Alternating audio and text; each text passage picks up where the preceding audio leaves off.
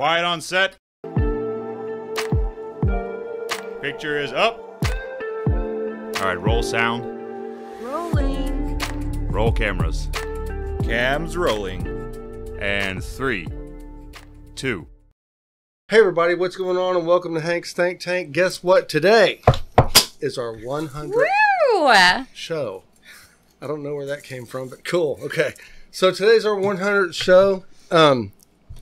It's been a long road, but it's been fun. You know, we've had a lot of different people on, done a lot of different stuff. Who knew that in 1954, when we started this, that we would ever achieve 100 shows? I know. It took forever. Remember the cameras back then? Oh, yeah, I remember. That's cool. Anyway, we've got a great guest in today, and it's a personal friend of mine. And so I invited her for the 100th show. Thanks, and I'm Hank. really glad to have you here. Beth Prykryl. And Beth is running for her third term of the Board of Trustees for the new Caney Independent School District. Position 7. Position 7. And we're just excited to have her here. We're going to talk a little bit about this candidacy and find out what the issues are and what her platform is. And other than that, I think we're going to also pop open a bottle of champagne. I'm going to let Mark Hogan do the honors on the champagne so I can kind of start the interview. You notice it's on the wrong side of the table already. It happens. Anyway, I'll pull it out and we'll make it go. All right. All right. All right, Mark, there you go. Pop that thing open without hurting anybody now. Did you get yourself a bottle too? That's the spirit. Losses. All right, Beth. All so right. You're running for your third term. I correct? am, yes. How long a term? So the 2 years? A term is a 3-year term. It's a 3-year term? Yes. So I ran initially in 2016, and then I ran unopposed in 19. So now I am running in 2022. Okay. Why are they 3-year terms? That's odd. You know, I'm not sure. It's just how the board is set up. We're a team of 7. And so every year there are 2 of us up.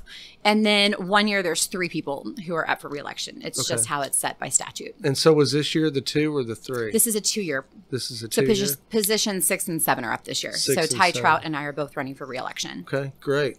Well, you know, you're kind of in a unique position because of the way that things have been going for all sure. of Montgomery County with growth. Yes. And I took a look at some of your numbers. I know you have 18,000 kids. Yes. As of Friday, we had 18,156. Man. I know. Good things are happening. People want to be here. For New Caney. Yes. Teachers are about 2,500, is that Yes, right? we have a staff. Well, that's not just teachers. That's overall staff is about 2,500. Okay. What's the teacher to student ratio?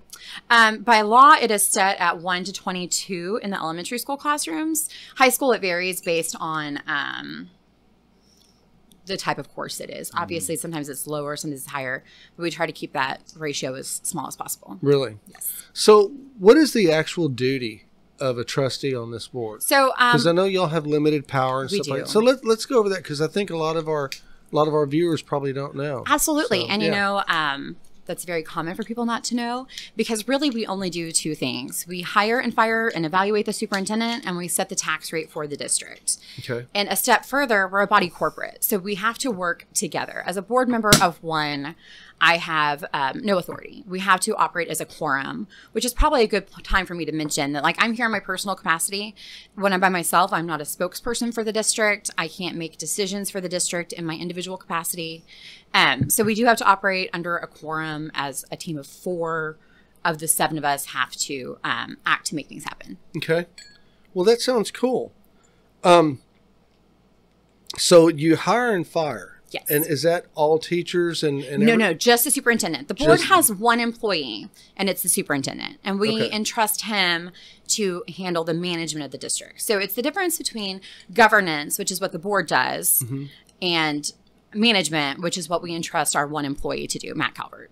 Okay. You know, I was actually driving with my 10-year-old daughter the other day and trying to explain why I'm not a district employee, because she was talking about some of her friends whose mom, whose dad work for the district. And so we're driving and I'm trying to explain. And I thought, like, oh my gosh, I'm going to have to remember this analogy, because I feel like it was just such like a great way to explain, because we're driving down Levon Drive in my neighborhood, Oakhurst. And I'm like, you see this house, you see this house, you see this house. And she said, yes. I said, do you know how the school gets money so that you have a building to go to? And she said, no. I said, everyone who lives here and owns a house pays property taxes. Whether or not you have a kid that goes to her school or any one of our schools, whether you have kids in school at all, Texans have decided that education is a priority. It's in the Texas Constitution, and we are all going to pay into the system. But when people pay into the system, they have a right to make sure that their resources are being handled appropriately. And so that is why we have people who are just regular neighbors like me, moms, concerned neighbors, who are going to run and be a voice for them in the district and kind of be that oversight to make sure that people's money is being spent the way we want it to be spent, to be a voice for them. And so I thought that was like a great way to explain it to her as a 10-year-old, that we're just like a check on the system. Like, we're not the employees. We are not managing the day-to-day activities. We're saying we're going to hire the right people and trust them to do the right thing. But we're going to be kind of a check. We are truly going to hold the funds for the public in trust and make sure that it's spent the right way. So you don't set policy at all? We have a board policy and we do approve policy. Okay. But as far as setting like campus level policy, we have input and we have say-so. Okay. But not everything that people assume is voted on is voted on. Okay. Yeah, see, I thought the board had a whole lot more power than that. I Statutorily, it goes back to the 2 items. But of course, you know, we have influence and we have persuasion. Mm-hmm. And we have a great working relationship as a team with our superintendent to make things happen. Okay. And do you assist in setting the budget or just oversee the budget? I actually serve on the finance committee. So we do assist in setting the budget. And we approve the budget each year. That is something that we approve.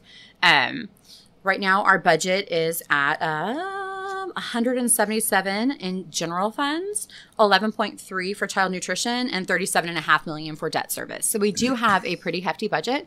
We operate with a lot of money, and we do not take lightly the duties that we have with that. With the heavy growth in the last few years, I'm sure that budget is growing all the time. Absolutely. You know, the budget is up, but enrollment's also up 31%. And I am really proud that our tax rate has gone down 13% since I've been on the school board. Mm-hmm. How did y'all manage that, by the way? I think everyone on the board is really committed to making sure that we are spending resources responsibly. And we all see that we are being hit by the high appraisals too. Mm-hmm. So with that comes obviously an increase in our budget. And so that gets into a little bit of a distinction with the effective tax rate.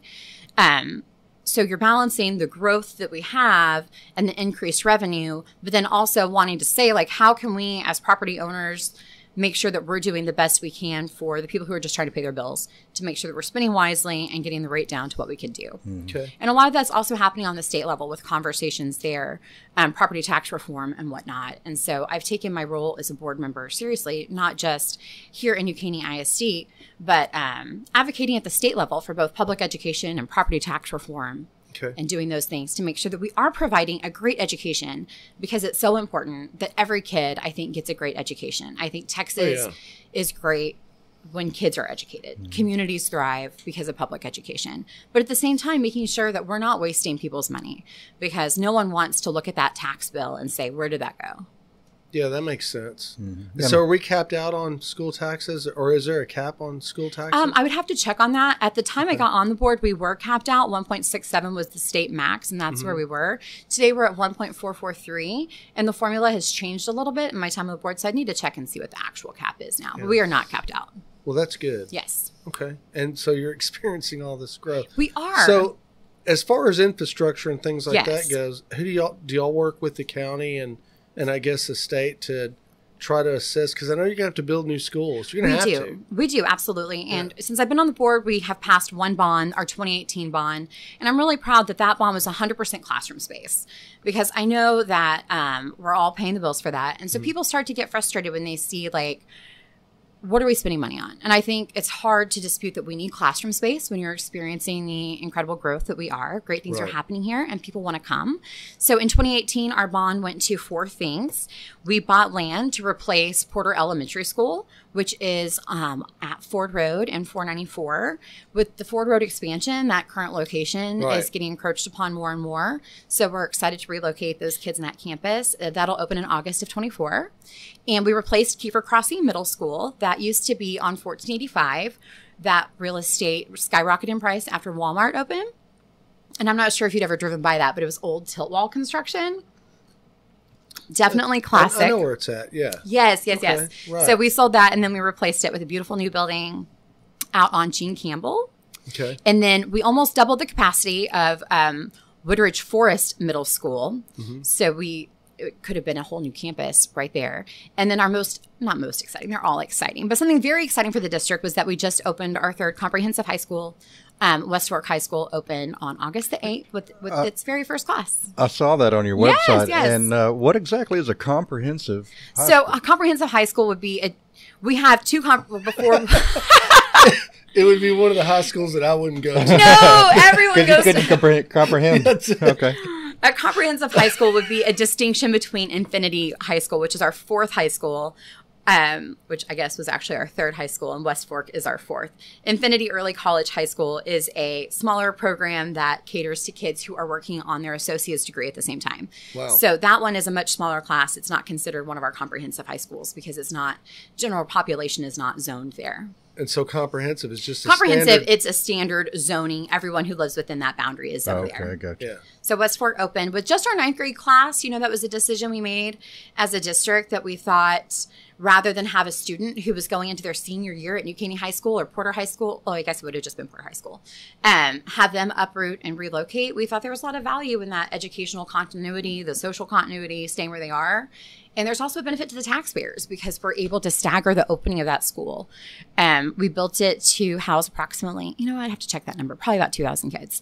But next year we're going to start the expansion because this year we just have 9th grade. Next year we have 9th and 10th, and then we're growing from there. So we were able to kind of delay some of the capital outlay there as well as some of the staffing needs. While at the same time, I think doing what's right for the kids, which is you get to start at Porter High School, you're going to finish at Porter High School. Yeah, that's a good thing. Yeah. No one wants to change schools. Redistricting is When I was a kid, I changed schools all the time. Yeah. And I hated always being the new guy.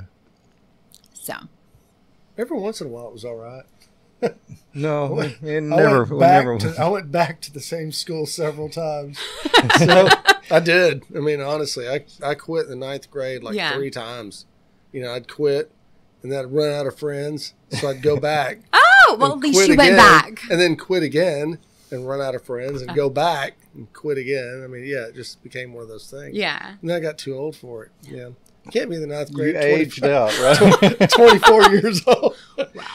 No, I wasn't quite that old. Sad Okay, story. so with the new schools, Yes. how much of a, I guess, a say-so does the board have in the design of those schools? We do have a construction committee that I don't sit on the construction committee, but just because you sit on a committee doesn't mean that you have sole board authority. We all work together on things. I am not an educator. I'm a lawyer. So I trust when we put our employees in that position to work with the architects that they know what's best for classroom space. So they do bring things to us, and we have a couple board members who do have a construction background, and they can look at things and say hey, I think if we make this change, maybe we can save the district some money. And so there is that process. But as far as picking paint colors, no, I think that gets into the management, and we trust that. Yeah, I think what I was really trying to get to was the trade-off between classroom space and then designing a safe school. Oh, absolutely. With all the active shooter stuff now, Yes. I would think that the design of the school would be really important. Yes. To be able to exit people as fast as possible. For sure. And after things like Uvalde, that, of course, we're all looking at how much glass is there. We definitely want bright, airy, open learning spaces. No one wants school to feel like a prison. We want kids to love to come there. Yeah. But at the same time, you want to make sure that you're doing the best you can to make it as safe as And that possible would without include making it a prison. more camera coverage and that For kind sure. of thing. Yeah. Yes. Yeah. And so I know you're an advocate of having an officer per school. Absolutely, Does yes. New Caney Police Force have that many officers? We have 19 officers and 19 campuses. We are not quite at our 1-to-1 ratio. We were too shy of last time I asked. Those positions are posted, though, and we're trying to find the right person. It's not... I'm a cop wife. I'm not sure if I've mentioned that. So obviously, I love police officers, and I say this with love. Not every police officer is going to be a campus resource officer type person. And so we need to find the right person who can be on a campus and also take down an active shooter. God forbid. God forbid. Yeah. Thank you. But also the kind of person that kids can find a mentor in, someone that they can talk to. So blending those two types of law enforcement skills there and finding the right people for that job. Right. And Yeah, those- that's a tough match. It's a right? tough match. And so we have a great department, and we also have a really great partnership with other outside agencies. I know right after Uvalde happened, I was on the phone with Rowdy Hayden saying, like, what are we doing? Can we have extra cars? Talking with the superintendent. Are we working with our neighboring agencies just to make sure those last 2 days of school we have an extra presence? Right. Yeah, and that makes sense. Yeah, I kind of think it needs to actually get to a point to where each school needs to be certified too. You know, a certificate of some sort showing that everyone at the schools had that type of training. So what are your thoughts on school marshals? The school marshal program, Would that be the same thing as having an officer? There's a little bit of a distinction between the school marshal and the school guardian program. But in general, talking about, do I support the option to have staff carry weapons? I do. And I'm sure that's probably going to be controversial, and I would probably... But I think that it's a broader answer than that. I think that we're not going to force a gun on anyone. We are not going to make someone's precious kindergarten teacher carry an AR-15. Right. But if there is a person at the school who feels comfortable and they pass a very rigorous background check, I would invite anyone to look into those school marshal and school guardian programs, because I think that's a great idea. It's not what people think it is. It's not that we're Right. strapping. We're not expecting a teacher who wouldn't feel comfortable to do it. But I think to the extent a teacher feels comfortable and they've passed that background check, they've passed that training, and it's also not carrying a weapon on your hip. There are a lot of caveats with that program we could probably do a whole other show about. But I am in support of evaluating programs like that, because I think it's something our community would like to see. I think me as a parent, if I knew that there was a teacher in my child's grade, I was like, I want my kid in that class. Yeah, you want more good people You want armed more good people. in case the unexpected happens, you know. Yeah, and that's kind of where I think the certification would come in, because there would be reevaluations and things like that. For sure. It wouldn't just be catch and release. No. You know, yeah, I can dig it. And, my husband is a firearms instructor, and I think the training program for the school marshal and the school guardian program is likely a lot more rigorous than even what police officers face. Oh, I would think so. Yeah. It would And the have guns to are be. safely kept away. I think there's a lot of caveats to that program, and it's not necessarily what people think it is. Okay. So I know, I want to get back to shift gears a little bit, yeah, get back to growth. Yes, for sure. So a lot of our growth has been the Hispanic community. Absolutely. And so how has that affected the school district itself? I think we're always trying to meet kids where they are without sacrificing the education of anyone. I'm really excited about our dual language program. My kids are involved in it. We have such a large Spanish-speaking population that when a child shows up in kindergarten and doesn't speak English, well, how do you educate that child? And a lot of times you have the choice to either put them in a specific ELL language program, or you can do what we do in most of our new Caney ISD schools, is where you take English-speaking volunteers, and I want to clarify that no one is forced to learn Spanish, but I personally... I'd love to learn Spanish. I would love to learn that'd be Spanish. great. So when this came up, I put my kids in it. So my kids are the English-speaking kids in the program, and it's a 1-to-1 ratio. And so one day they learn English, one day it's taught in English, the next day it's taught in Spanish.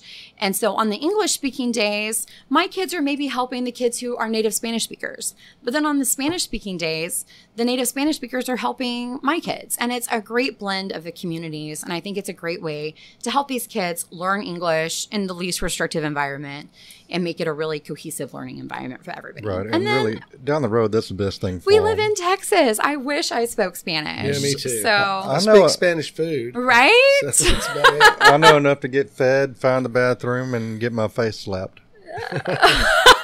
I'll take you on 2 of 3 of those. Mark, I know you had a point or two you wanted to ask about. Yeah, in the evolving COVID-19, Oh, yes. how is New Caney ISD dealing with mask requirements, vaccine requirements? I know it's ever evolving. For sure. Isn't it crazy? to look back and it feels like so long ago, but it really wasn't. And you think about all the crazy things we were doing in March of 2020 and like how we've learned so much since then. Yeah. So, I mean, ultimately we follow the law and Governor Abbott has prohibited masks in schools. But even without that prohibition, I would feel confident that New Caney ISD would not have masks in schools. Right. Well, we've got enough data now. We have enough data now to know. Right. So, no, as soon as we were able to not require masks, we've not been requiring masks. There's no vaccine mandates for students or teachers. That's good to hear. Yes. All right. Next hot topic. Okay. CRT. CRT. Again, a lot of the heavy lifting has been done at the state level for us with critical race theory. We do not teach it. We follow the law. We weren't teaching it before, and we're not going to teach it now. But I heard it's being taught just under a different umbrella. So instead of them using actual CRT, they're still teaching it. It's just under a different umbrella. Not New Caney ISD. That'd be great. Yes. Yeah. Yeah. Because CRT is just another form of racism. It is. So, yeah, I think that would really kind of bother me a lot. Yeah. Okay, third term. Third term. So, what have been your accomplishments in your first or second that you're most proud of? You know, I'm really proud of the growth that we've had, but I mean, I don't feel like I can take credit for the growth. But when you look at the great things that have happened, like I'm just really proud to be a part of that. I feel like schools do so much for our community. The growth doesn't happen without great schools. So I think as we continue to see all of the great new things coming from shopping to new developments to that new huge Highlands development, people wouldn't be putting that kind of money into developments if good things weren't happening and people weren't willing to be here. But at the same time, I'm really proud too that we have worked really hard to be fiscally responsible, put our money on kids in the classrooms like we saw in our 2018 bond, all classroom space, and still work to lower the tax rate for people. Yeah, that sounds And obviously, good. I mean, there was a lot of learning loss with COVID, but I'm really proud of our ratings. We had 2 campuses that had previously been failing campuses that had turned it around. I was so excited to see Sorter's Mill come out with an A rating from great. TEA. And, you know, kids, teachers, schools, they're not judged by a rating on a test, but that is the metric that we have. So we're definitely going to celebrate it. And excited to see that overall we have a B rating as a district. I think making great strides there. Did you notice during the heavy days of COVID that you had a slight drop in graduation rates? And is that coming back now? We did lose a lot of students. I'd have to check the actual graduation rates, but enrollment is definitely back up. I mean, we're seeing more kids every day. We'll see another huge bump after Labor Day as well. Obviously, in-person learning is the best way to go. Absolutely, in-person learning is the way to go. So I've got one more hot topic, and I'll leave you alone. We'll get back to the I champagne. love it. Yeah. You hear a lot about the sex education. Oh, absolutely. And little Bobby wants to be Roberta, or and they're doing this to kids at 5 years old. We have a lot of things that are just crazy to me. Right. Is that infiltrating in New Caney? No, it's not. I think that's something that we take super seriously. Those are conversations that are to be happening at home. Amen. Not with your teacher. I think parental rights are key. And obviously we want kids to find a safe space, a sanctuary, see a teacher as a mentor, but nothing can replace a relationship with a parent. And big decisions like that, those need to be happening with mom and dad at home. Okay. Sounds good. Excellent. So what would you like to see implemented in the future in your next term? Oh my gosh. Well, I would like to see us get those last 2 officers hired. And what I heard, we had a safety roundtable recently. I served on the safety committee. What I'm hearing from some of the larger campuses is that now that we have 1 dedicated officer, we'd like to have 2.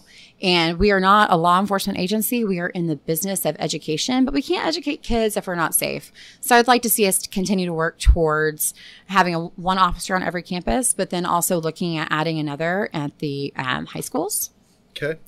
And then continuing to see us manage the growth that we have and providing a great education for kids and offering new programs every year that we can continue to manage. Because college is for me, like I went to law school, but I understand that college isn't for everybody. And so I want to make sure that we continue to offer those programs to meet kids where they are, because everyone should leave New Caney ISD able to be a productive member of society. That's a win for the student. That's a win for the community. That's a win for Texas. So how do we make sure that these kids can be equipped to be productive members of society? If they don't want to go to college, let's have programs like we do. We have great healthcare related programs, agricultural programs, fire programs, law enforcement. So we want to make sure that every kid has a path to success. Awesome. That's great. So how can the voter guy that's out there that doesn't know what to do, how can they get in gosh. touch with you? Well, you can go to pickbeth.com and that'll redirect you to my Facebook page. And I'd be happy to chat with you there. I share a lot of stuff about me and my family and my kids on there. Okay. And when is the election? The election is November the 8th. It's on the midterms. So voter turnout should be huge, very exciting. And early voting starts, I believe it's October 24th is the Monday. Okay. Fantastic. Well, Beth, I appreciate it. Oh my gosh, that went so fast. Yeah, it did go quick. It but did. It's good, and we covered a lot. We did. We covered a lot. Thank you so much for having me, and congratulations on your 100th show. Thank you very much. Yay! Cheers! Cheers. And good luck in the campaign. Thank you. There you go. Cheers. The motto of New Caney ISD, a shining star in Texas education. Cheers to that. I love that. There we go. All right, guys, there you have it. So that's one candidate this year so far. We plan on having a whole lot more. 100 shows. It's been great. I can't wait for the next 100 and look forward to seeing you. For Mark Hogan, I'm Hank That. This is Hank's Think Tank, and we're out. We're going to enjoy this bottle. See you guys later. Here we are. It's empty. Is it?